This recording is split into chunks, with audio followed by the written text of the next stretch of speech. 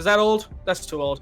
Guys, here we go. We're jumping straight in. We see people in the lobby. We see the bus. Looks like the bus is coming in over the top of the island, going northwest, down to the middle, right on the south. I think I know who we're jumping in for this first game. I'm excited to see how they play. Sampa on the top left-hand corner. That's my guy. I always end up in very frustrating storm fights with him, but let's see. He's going to hold high ground right now. The best play is just hold your position right now.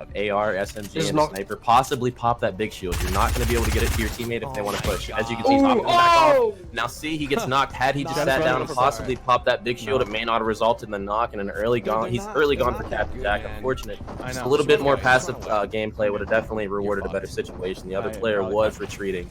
Unfortunate to see someone get knocked out so soon. Balla and Bumpa, that is my man. My duo didn't wake up for Winter Royale, and Bumpa's duo, Ifa, didn't wake up either.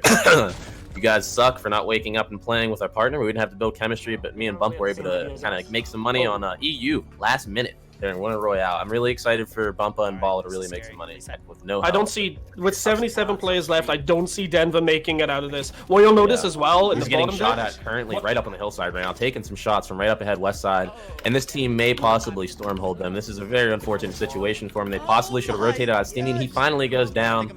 Unfortunately, they're going to be knocked out soon. I blame that on possibly a far outside zone for some of these tough rotations and how low the mat count is. Oh, I like the matching skins, and there's a player above. We're going to see some engagement here between Face Clips and Aggro, and here comes an RPG! Got one taking his wall. He takes a heavy shot from attack. He had to inflict at least 100. His teammate's going to be solo down there. If they're smart, they're going to push in on the one while the other teammate backs off, pops and heals. He doesn't have anything. It's a Avante Maddox! One goes down. He's taken out. Kurt Benkert. Okay. Elims? That is Kurt Benkert. Let me tell you a little bit, because I played against Kurt Benkert and Avante Maddox yesterday in some box fights. Those men don't know how to box fight in the traditional sense. All those men know how to do is pull out those ARs and run through as many walls as they can.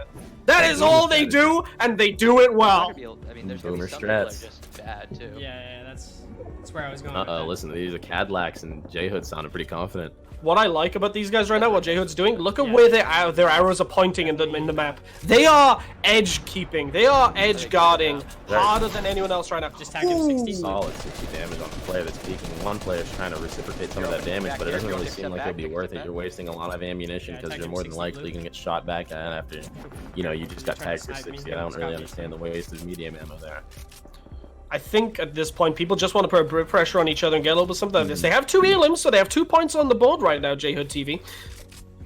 I feel like if he could possibly take advantage of this, what he really should do, because those players seem really antsy, he does have that blue bolt action to possibly go for a quick knock, and then they could capitalize on that and go get some mats and possibly some more heals to replenish that inventory with only a white AR. Now, Turk, you've played in it. You've experienced it. Storm Surge. Let's talk a little bit about that. When is Storm Surge going to kick in next? So bad. Yeah. Storm Surge, I don't think it's probably... It may or may not kick in, actually, this game. Awesome guy. Acro has a little bit of height here, sees a few players. His teammate is still alive as well. A great loadout, except for that green RPG with nothing in it. I'm not a big fan of the green RPG. No. A Galaxy? Who's Enigma? Enigma's wearing the Galaxy skin. He can build maps, but he could not build himself a victory. GG's Enigma. Very good shots by Acro. They're going to and now here comes the W key. Probably push. P90 W key, baby. I'm not straight sure how in. I feel about just jumping directly into a box. You leave yourself susceptible for that spike trap, as I mentioned. He just put it on the roof and just barely got out. As you can see, some of that can be really risky. When you don't have heals, you don't want to be too deep in zone and having to rotate through. You're going to get storm held and shot by players that are already establishing themselves further in zone. And he runs by a purple tag, unfortunately. Oh my goodness, Kodak goes down. Beautiful plays right now, actually, by Acro. Really smooth. Very smooth gameplay. And importantly, finishes the kill, picks up his HP. The storm damage they took has now been negated.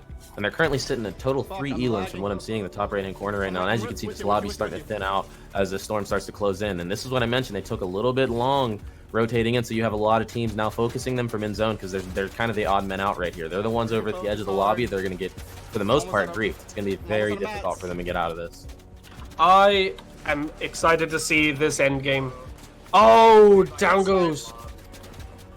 Unfortunate. He gets Very knocked. unfortunate. But will he get depending on where the zones, he can definitely res him, but whether or not the zone goes is going to be difficult. Now they have a max distance rotation. They are once again the odd man out, and they're the furthest away from the zone. So people that are remembering where they were are more than likely to be looking back and peeking for shots, because I know I would.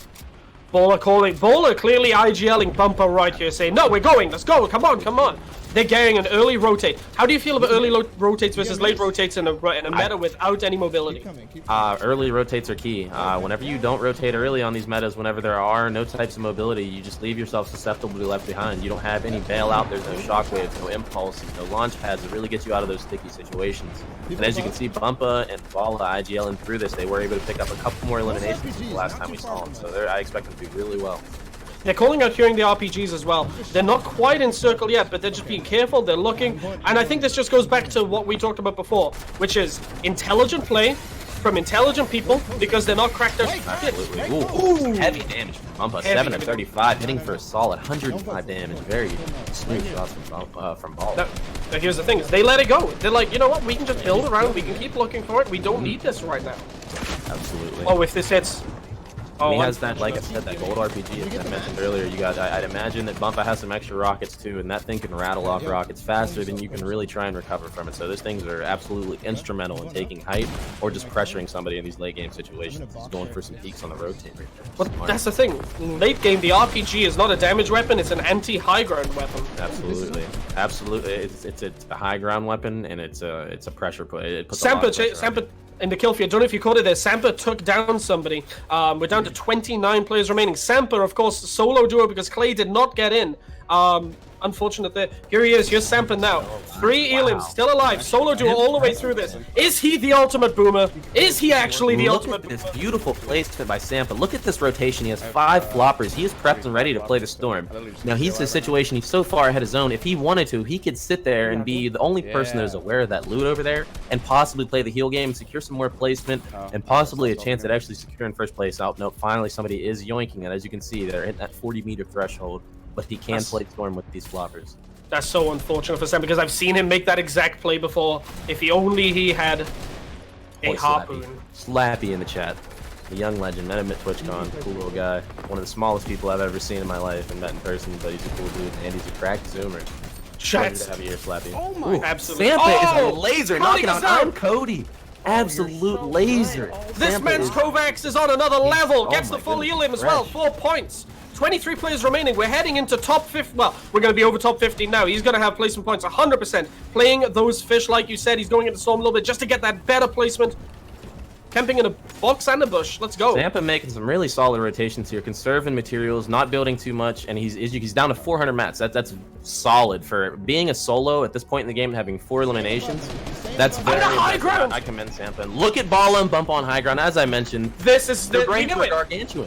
Look, 6 eliminations now. They're picking up these kills and they're securing all the spots. I'm telling you, Bumpa is the ex-bearded. He's just a bearded zoomer. Look what they've done. Look what they've done. They've dropped the RPG, so the Bumper is the RPG now. Bola's going to be playing a bit more heal game in Storm if he needs to. Look at 11 players remaining.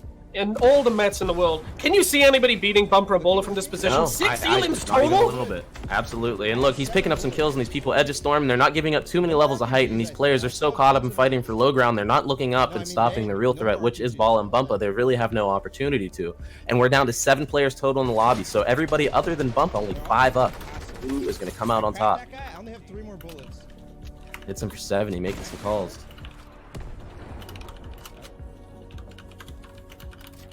This is incredible to see that they're taking this high ground at this level of play. This is the ultimate in Boomer fighting. Oh, in the high ground! Only 619 though. Still tons of materials to hold them where they need to be. I don't really see anybody contesting this.